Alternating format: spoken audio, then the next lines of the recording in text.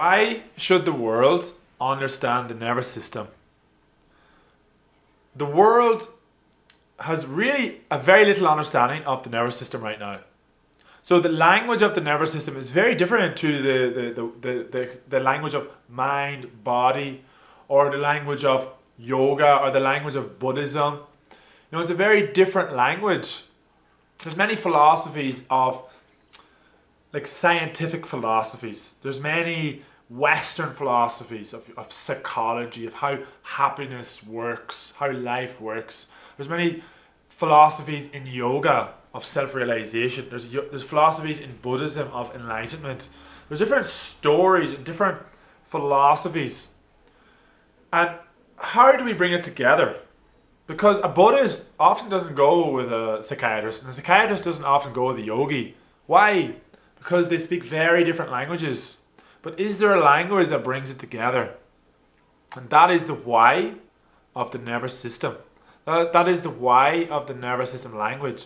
It brings together all these different languages, because in the nervous system, your awareness can go to your thoughts, can go to sensations, can go to the breath.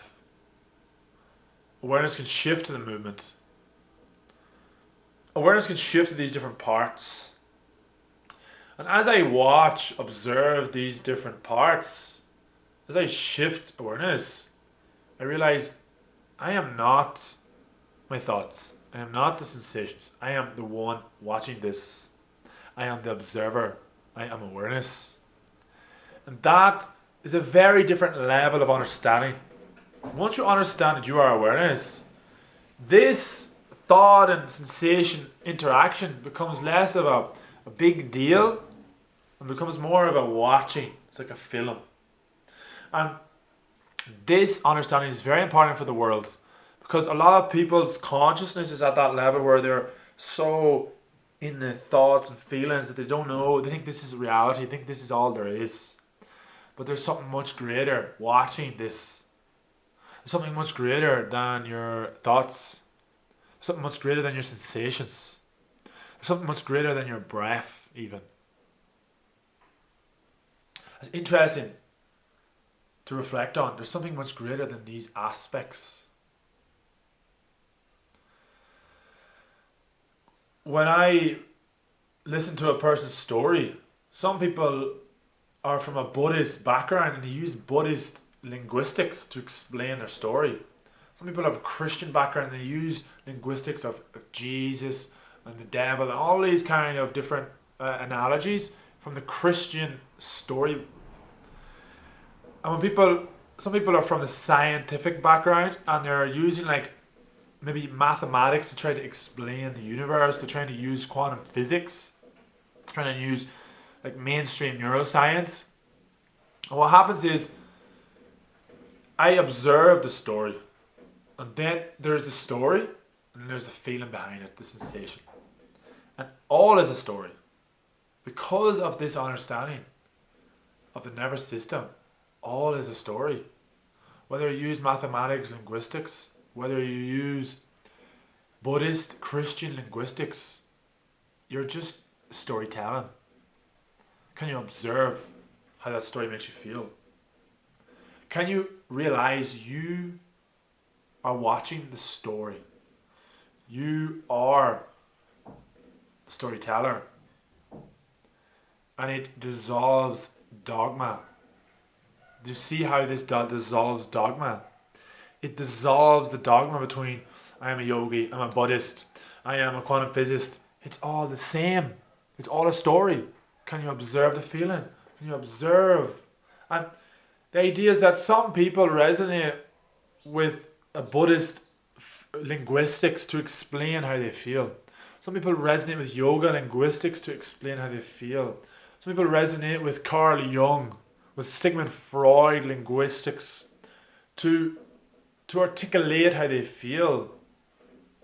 Some people like to use quantum physics analogies, mathematical analogies to explain how they feel, because it's a story.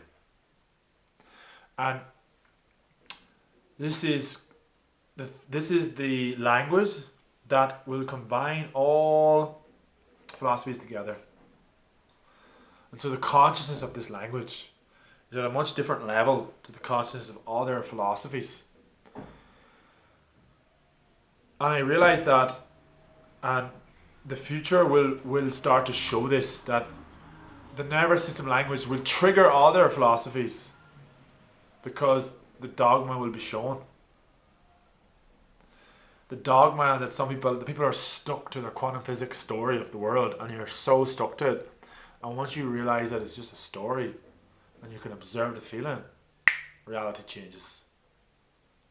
You're trying to explain everything through E equals MC squared, and then you just say, watch the story of E equals MC squared, boom. And you realize, wow, I've been really attached to the linguistics of mathematics my whole life to try to explain everything that happens to my life. And I realize maybe I can just watch this. Just like an agnostic, the idea of an agnostic. An agnostic can be so dogmatic in their story. Oh, I'm an agnostic, there is no God. They created a God. There's no God, so this story of there is no God is the God. So attached to this story. So they've enslaved themselves to the story. Because you're attached to a story, you're enslaved. But once you're free and able to just see everything as a story, you're no longer a slave to story. You're not a slave to story. You're not enslaved. You are free. And what is enlightenment? What is self-realization? What is self-actualization? What is happiness? These different directions. What are they? It's a space where you're just free. Watch the thoughts. Watch the feelings. Watch the breath. Watch the movement. Watch the visuals. Watch the visuals. Watch the sounds. People go by. Events go by. Situations happen. Sensations happen. Thoughts happen. I am here. So this is the why of the nervous system language, and why the world can understand it, and why it needs to understand it to go forward.